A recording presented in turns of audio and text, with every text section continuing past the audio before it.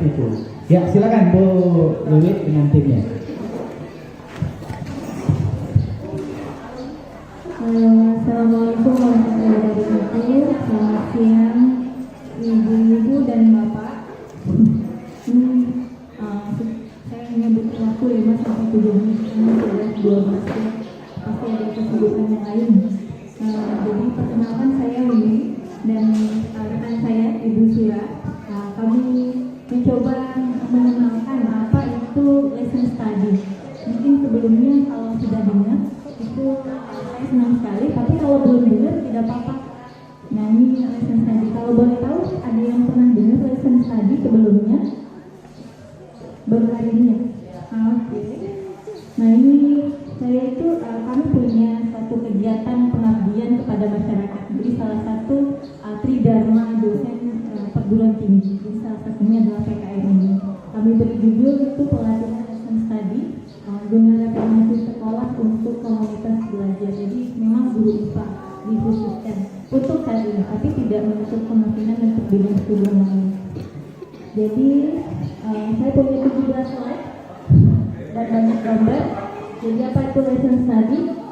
Lesson study itu bukan metode mengajar, bukan model pembelajaran, tapi dia adalah strategi pembinaan profesi pendidik melalui kajian pembelajaran secara bersama yang dilakukan secara terus-menerus berkelanjutan berdasarkan prinsip kolegalitas dan mutual learning untuk membangun komunitas belajar. Jadi kalau saya singkat, dia akan ada seperti ini. Ini dari prinsip lesson study. Ini ada kolegalitas. Ya, ini kolegalitas itu kita semua. Jadi konvensionalnya komunitas belajar tidak hanya ada siswa dan guru. Di sini komunitas belajar juga kepala sekolah, pengawas, orang tua, juga masyarakat. Nah, itu adalah komunitas belajar. Lalu berikutnya mutual learning. Jadi itu saling belajar. Semuanya saling belajar. Tidak hanya siswa tapi juga selain guru. Jadi kepala sekolah, pengawas, dan orang tua. Dan learning community. Inilah komunitas belajar. Jadi semuanya belajar. Sejarahnya, jadi pencetus lesson study ini sudah 30 tahun ya ibu-ibu dan bapak dari Jepang. Jadi Prof. Manabu itu beliau yang mencetuskan pertama kali lesson study. Lesson study masuk ke Indonesia tahun 2010-an. Jadi memang baru ya ada di sini. Dan visi lesson study yaitu visinya satu, siswa itu tidak dibiarkan sendiri. Jadi bisa kita bayangkan misal di kelas itu adalah anak kita, keponakan kita, anak tetangga, anak saudara. Jadi semua pelajar, semua siswa itu punya hak yang sama. Jadi tidak ada seorang siswa pun yang diabaikan. Ya, kalau kita posisikan misalnya di kelas teman kita, kolega kita itu adalah saudara kita. Ada yang hubungannya dengan saudara kita. Filosofinya adalah satu, jadi semua pihak itu merupakan pelaku reformasi sekolah. Tidak hanya guru dan siswa, tapi juga kepala sekolah, pengawas, orang tua, wali murid dan masyarakat, apalagi negara. Dan mendidik jiwa demokrasi. Jadi semua siswa itu bisa tidak takut kepada gurunya, jiwa demokrasinya muncul. Lalu ini untuk mengejar level yang tertinggi. Jadi setiap guru berharap tuh siswanya mempunyai kualitas yang baik. Jadi itu mengejar level yang tertinggi. Itu adalah filosofi dari lesson study. Nah, di Indonesia pelaksanaan lesson study itu hanya ada 3, yaitu pelaksanaan perencanaan. Salah satunya sebelum kita masuk kelas itu kita pasti punya persiapan perangkat pembelajaran kita siapkan kan kalau di sini RTP ya Bu.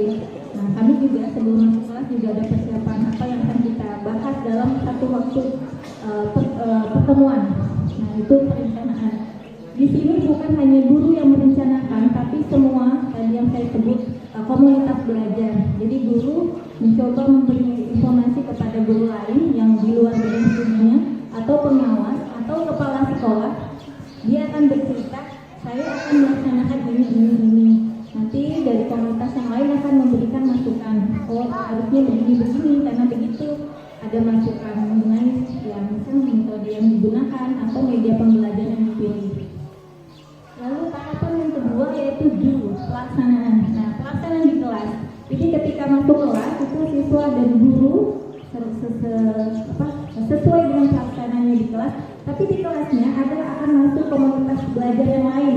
Misalnya tadi bisa orang tuanya, orang tua murid, wali muridnya, kepala sekolah, pengawas atau dosen atau siapapun yang masuk dalam komunitas belajar. Jadi boleh masuk ke kelas si guru model tadi, tapi dia tidak boleh mengganggu aktivitas siswa dan aktivitas guru. Dan mereka itu disebut observer. Jadi mereka melihat, memvideokan, tidak boleh bertanya atau mengganggu aktivitas guru maupun siswa. Itu yang dilakukan di Jepang. Lalu yang berikutnya adalah reflection. Jadi melihat refleksinya apa. Setelah pelaksanaan selesai, tadi komunitas belajar selain siswa itu berkumpul lagi menyampaikan apa yang mereka amati. Yang diamati adalah aktivitas siswa, jadi bukan aktivitas guru. Di sama sekali aktivitas guru tidak dibahas. Nah, apakah pernah di sini ibu-ibu punya pengalaman ketika sedang mengajar, lalu panel datang, ada yang bawa video gitu direkam dalam proses pelaksanaan mengajar di kelas? Sudah pernah punya pengalaman seperti itu?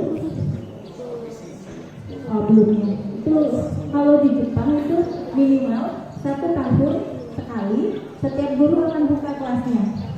Jadi orang tua diundang untuk melihat anaknya di kelas itu seperti apa dan gurunya siap. Lalu lagi yang diamati bukan adalah aktivitas guru, tapi aktivitas siswanya. Ini saya punya pengalaman ya, dapat kesempatan 6 tahun yang lalu ke Jepang belajar sama Prof. Manabu Sato, belajar tentang lesson study. Jadi kita diajak masuk kelas. Nah ini posisi tempat duduk ya, ruang kelas di sana di salah satu SMP di Tokyo. Jadi posisinya tidak berhadap semua ke depan ya, tapi seperti ruku. Jadi ibu guru, bapak guru bisa jalan bebas kemana-mana. Siswa juga bisa melihat dengan lepas teman-temannya. Jadi saling melihat ya, seperti ruku. Ini kalau kosong ya.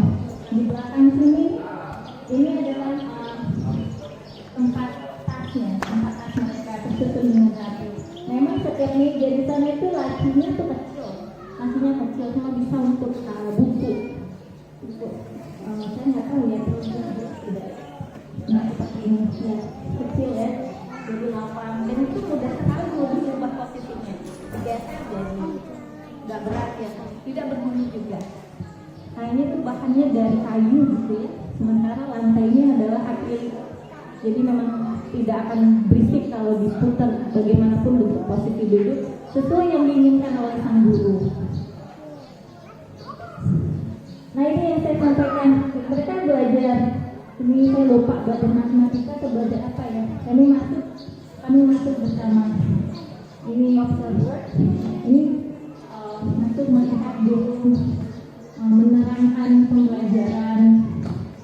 Nah, ketika guru menjelaskan, siswa bekerja bersama, berkelompok. Nah, di sini kelompok Bapak itu, jadi kalau mereka itu berkelompok maksimal 4 orang. Ini berkelompok 4 orang kan karena kursi dan meja mudah diputar, jadi 1 detik disampaikan, ayo kita bekerja kelompok, mereka langsung sigap, cepat selesai. Tapi mereka ya, ini mereka tidak merasa terganggu kan tadi observer itu tidak mengganggu siswa. Dia tidak boleh bertanya apapun pada guru dan siswa, hanya nonton saja ya observer. Nah ini sama ya, kami pun masuk ke dalam kelas itu melihat, malah duduk lihat ngapain itu siswanya mengerjakan eksperimen. Waktu itu belajar IPA juga, karena mereka sudah terbiasa komunitas belajar lain masuk, jadi anak-anak itu tidak dan datang, tidak kaget gitu. Senang, cuek aja, sudah biasa. Itulah kalau gurunya menjadi guru model open class. Jadi memang open classnya sekali setahun minimal. Nah ini waktu kami berkunjung ke SD, ini SD sama seperti itu ya. Jadi kalaupun duduk, mereka duduk duduknya selang-seling, laki-laki perempuan. Nanti pas buat kelompok pun, kelompok itu minimal maksimal 4 orang, laki-laki perempuan. Nah ini di SMA. Ini di SMA waktu di lab praktikum di IPA. Nah inilah refleksi ya. Nanti sudah selesai. Ini Bapak Guru nih. Bapak Guru sebagai pemimpinnya membicarakan ini yang sudah saya lakukan sesuai dengan RPP yang sudah saya buat, yang sudah saya kembangkan. Jadi masukan dari komunitas belajar apa? Jadi oh berarti begini. Oh ini sangat baik sekali siswanya, sangat sekali. Ada saya perhatikan satu orang dia sedang begini. Nah di situ masa refleksi. Jadi Bapak Guru sedang oh begitu yang terlihat. Kadang observer itu matanya lebih tajam dibanding sang guru model ya. Ya, karena guru model harus memperhatikan seluruh siswa. Sementara observer ya dia terserah matanya, dia mau melihat kepada siswa yang mana. Jadi disitulah perkembangan apa ya rasa dari percaya diri atau kemampuan lebih baik dari guru model. Itu yang terjadi di Abi Jepang. Ini saya sempat foto bersama. Beliau adalah Prof. Mana Busato. Nah, beliau yang mencetuskan lesson study di dunia ya. Karena memang lesson study dari Jepang. Ini kami bersama tim ya. Ini saya dan ini saya, lalu rekan saya dari Universitas Bengkulu. Jadi kami hanya berdua orang dari Universitas Bengkulu dan sisanya dari Jember, dari Kalis, dari Gorontalo dan seterusnya. Jadi ada kerjasama dengan JICA, Japan, samping pemerintah Jepang gitu ya, dengan DIP. Jadi ada kesempatan untuk mengembangkan lesson study di Indonesia, khususnya Bengkulu di tempat saya di Universitas Bengkulu.